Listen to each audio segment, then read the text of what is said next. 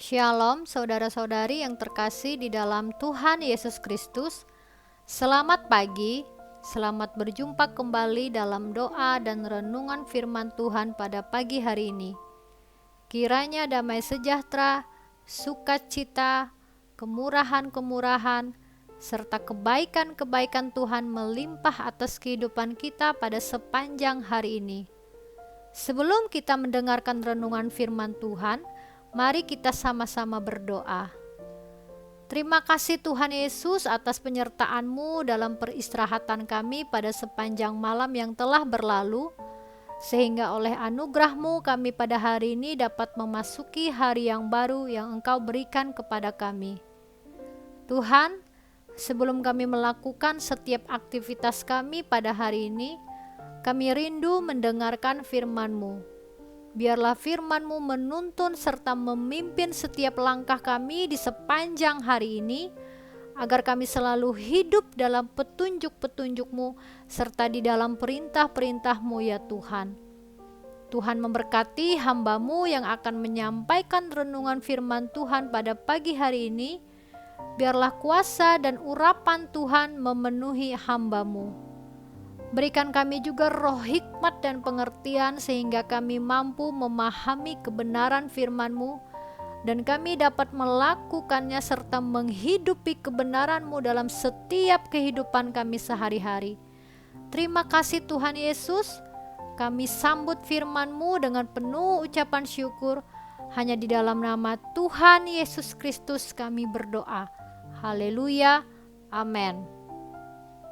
Saudara, ayat renungan kita pada hari ini terambil dalam kitab Yohanes pasal yang ke-14 ayat yang ke-27. Tertulis demikian, "Damai sejahtera kutinggalkan bagimu, damai sejahteraku kuberikan kepadamu. Dan apa yang kuberikan tidak seperti yang diberikan oleh dunia kepadamu. Janganlah gelisah dan gentar hatimu." Pada suatu hari, seorang yang kaya memesan pada dua orang pelukis untuk melukiskan keadaan damai sejahtera menurut versi masing-masing pelukis. Pelukis pertama melukiskan sebuah danau yang tenang airnya, tidak ada topan maupun badai. Melatar belakangi danau itu tampak gunung dan bukit-bukit yang hijau segar. Di danau itu tampak sebuah perahu yang berlayar perlahan dinaiki seseorang yang bersantai-santai di atas perahunya itu. Orang tersebut mengalami keadaan damai sejahtera menurut versi lukisan dari pelukis pertama.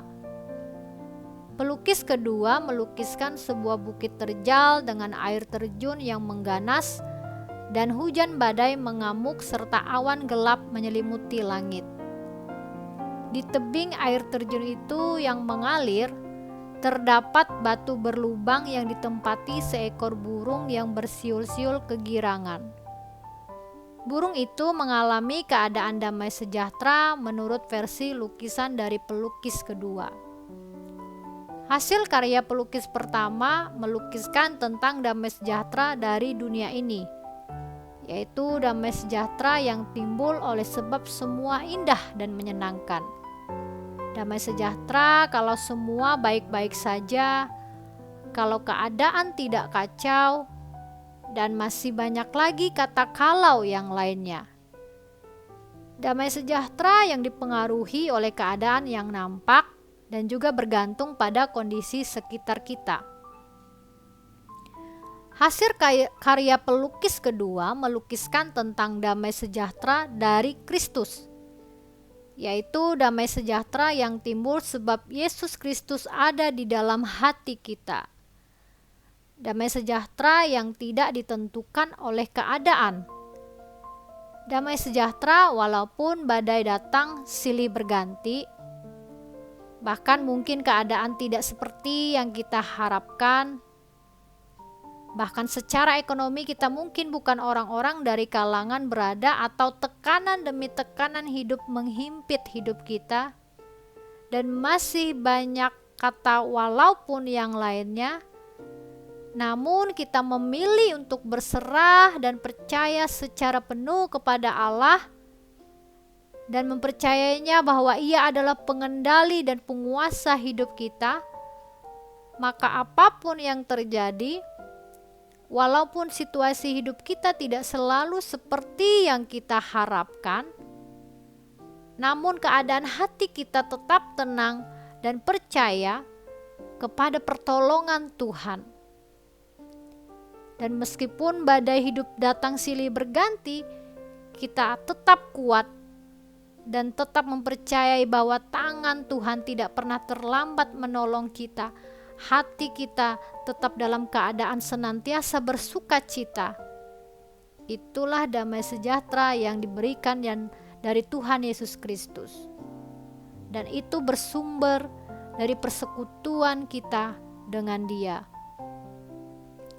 Saudara yang terkasih, kedamaian yang dirindukan dunia adalah saat dihentikannya perseteruan.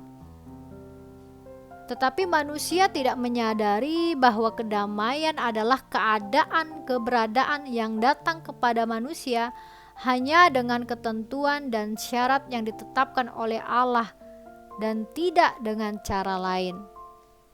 Dalam Yesaya pasal yang ke-26 ayat yang ketiga berbunyi demikian, "Yang hatinya teguh kau jagai dengan damai sejahtera, sebab kepadamulah ia percaya." Kedamaian sempurna yang disebutkan oleh Yesaya ini datang kepada seseorang hanya melalui suatu kepercayaan yang penuh kepada Allah. Dan hal ini tidak dapat dipahami oleh dunia yang tidak percaya kepada Kristus. Kembali kita lihat dalam Yohanes pasal 14 ayat yang ke-27 sebelumnya. Tuhan Yesus menggunakan bentuk salam dan doa orang Yahudi. Ia berkata, "Damai sejahteraku kuberikan kepadamu." Ucapan salam dan pusaka warisan ini bukan untuk mereka ambil dalam arti biasa. Karena Dia berfirman, "Apa yang kuberikan tidak seperti yang diberikan oleh dunia kepadamu." Hal ini bukanlah harapan kosong. Bukan sekedar upacara basa-basi sebagaimana orang dunia menggunakan kata-kata tersebut sebagai masalah budaya. Namun hal tersebut adalah sebagai pemrakarsa dan raja damai. Dia memberikannya kepada mereka dan Dia juga melimpahkannya kepada mereka dengan berfirman, "Janganlah gelisah dan gentar hatimu." Dalam beberapa jam, para murid akan mengalami masalah. Tetapi dengan kedamaian yang datangnya dari Tuhan Yesus Kristus, maka mereka dapat mengatasi rasa takut dan tetap berdiri teguh. Seseorang mungkin hidup di lingkungan yang indah dan damai. Tetapi karena pertengkaran dan perpecahan internal, maka ia akan terus berada dalam kondisi yang terus-menerus bergejolak. Sebaliknya, seseorang mungkin berada di tengah-tengah kehancuran total dan pertumpahan darah akibat perang, namun memiliki ketentraman dan kedamaian yang tak terucapkan. Jika kita mencari bantuan dari manusia dan cara-cara dunia, kita akan menemukan kekacauan dan kebingungan.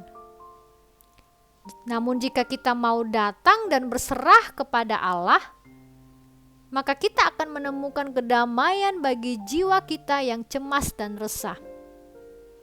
Hal ini diperjelas oleh perkataan Tuhan Yesus dalam Yohanes pasal 16 ayat yang ke-33. "Dalam dunia kamu menderita penganiayaan."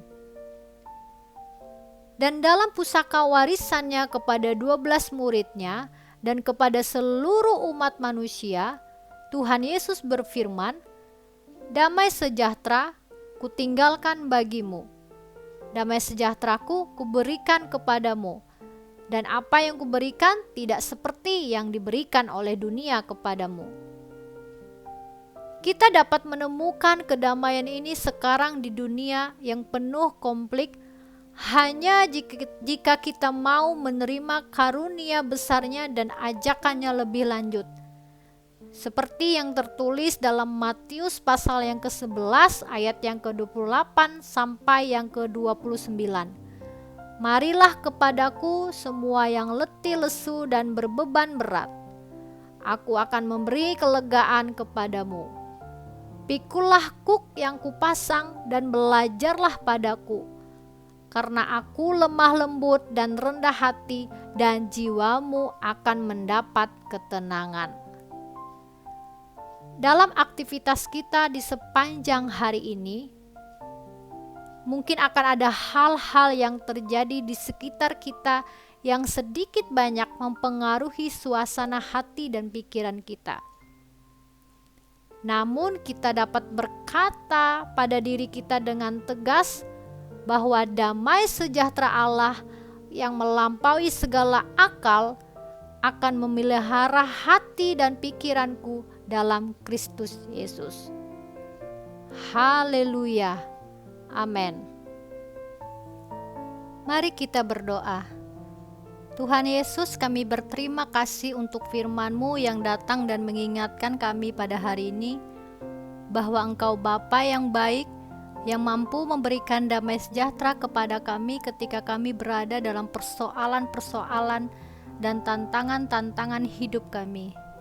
Tuhan, kami rindu di setiap langkah hidup kami dan di dalam pergumulan hidup kami selalu melibatkan Engkau.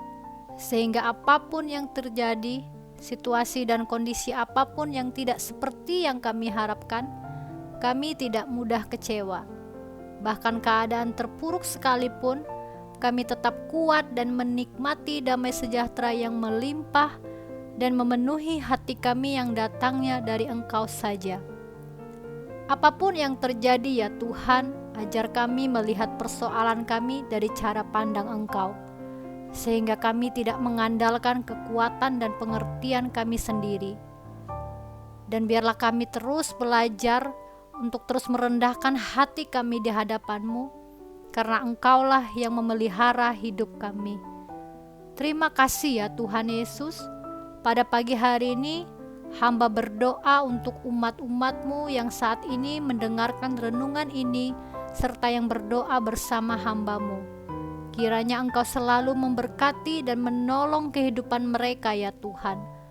Apapun persoalan yang mereka alami, sakit penyakit, himpitan ekonomi, pergumulan-pergumulan hidup yang tidak kunjung selesai, mari Engkau Allah yang turut campur tangan untuk menolong kehidupan mereka.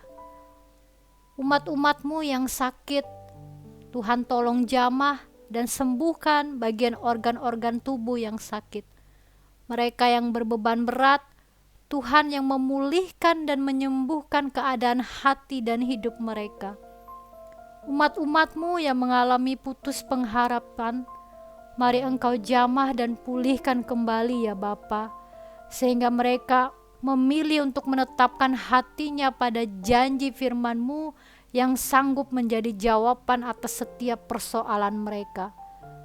Apapun yang kami hadapi di hari-hari ini ya Tuhan, ketika kami memilih untuk tetap tinggal tenang dan percaya kepadamu, maka Engkau sajalah yang sanggup memberikan kekuatan, pengharapan, sukacita dan damai sejahtera yang melimpah di dalam kehidupan kami. Terima kasih Tuhan Yesus. Ini doa kami serahkan ke dalam tangan-Mu. Terjadilah sesuai dengan kehendak dan rencana-Mu ya Tuhan. Hanya di dalam nama Tuhan Yesus Kristus kami berdoa. Saudara yang terkasih, terimalah berkat Tuhan. Tuhan memberkati engkau dan melindungi engkau. Tuhan menyinari engkau dengan wajah-Nya dan memberi engkau kasih karunia. Tuhan menghadapkan wajah-Nya kepadamu dan memberi engkau damai sejahtera.